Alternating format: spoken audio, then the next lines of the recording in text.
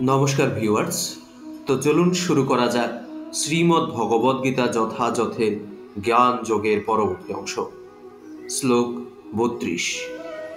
এবং বহুবিধা যজ্ঞা বিততা ব্রহ্মণ মুখে কর্মজান বিদ্ধি তান সর্বানেবং জ্ঞাতা বিমুখ্যসে। এই সমস্ত যজ্ঞ বৈদিক শাস্ত্রে অনুমোদিত হয়েছে এবং এই যজ্ঞগুলো বিভিন্ন প্রকার কর্ম থেকে জাত হয়েছে। সেগুলোকে যথাযথভাবে জানার মাধ্যমে তুমি মুক্তি লাভ করতে পারবে। তাৎপর্য: উপরে বর্ণিত বিভিন্ন প্রকারের যজ্ঞসমূহ বিভিন্ন প্রকারের কর্ম সম্পাদনকারীর উপযোগী করে বেদে উল্লেখ করা হয়েছে। যেহেতু মানুষ দেহাত্ম বুদ্ধিতে আচ্ছন্ন হয়ে আছে, তাই এই সমস্ত যজ্ঞের ব্যবস্থা এমনভাবে করা হয়েছে যাতে তারা দেহ, মন অথবা বুদ্ধির দ্বারা কর্মের অনুষ্ঠান করতে পারে। কিন্তু সমস্ত যজ্ঞের চরম উদ্দেশ্য হচ্ছে দেহের বন্ধন থেকে জীবকে মুক্ত করা। ভগবান শ্রীকৃষ্ণ এখানে তার নিজের মুখে সেই কথা প্রতিপন্ন করেছেন। শ্লোক 33। শ্রেয়ান দ্রব্যময়াদ যজ্ঞাজ জ্ঞান যজ্ঞ পরন্তপ সর্বকর্মাখিলং পার্থ জ্ঞানে পরিসমাপ্যতে।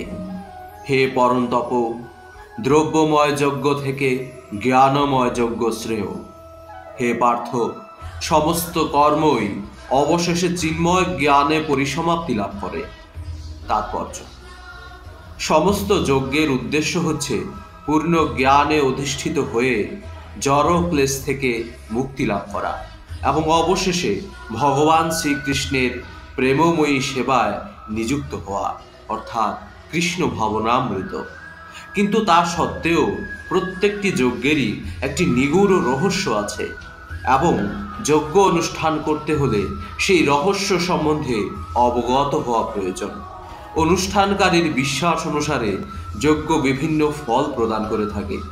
অপ্রাকৃত দিব্য জ্ঞান লাভ করার উদ্দেশ্যে জ্ঞান যজ্ঞের অনুষ্ঠানকারীকে জ্ঞানরহিত কর্মযজ্ঞের অনুষ্ঠাতার থেকে উন্নত বলে বিবেচনা করা হয়, কেননা কেবল জ্ঞানবিহীন দ্রব্যযজ্ঞ লৌকিক ক্রিয়া মাত্র এবং তাতে পরমার্থ লাভ হয় না।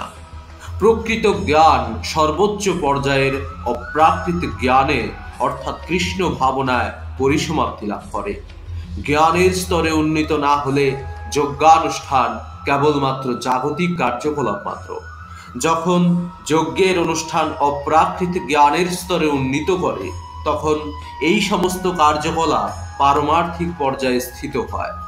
চেতনার স্তর ভেদে যজ্ঞক্রিয়াকে কখনো কর্মকাণ্ড অর্থাৎ সকাম কর্ম এবং কখনো জ্ঞানকাণ্ড অর্থাৎ ব্রহ্ম জিজ্ঞাসা বলা হয়।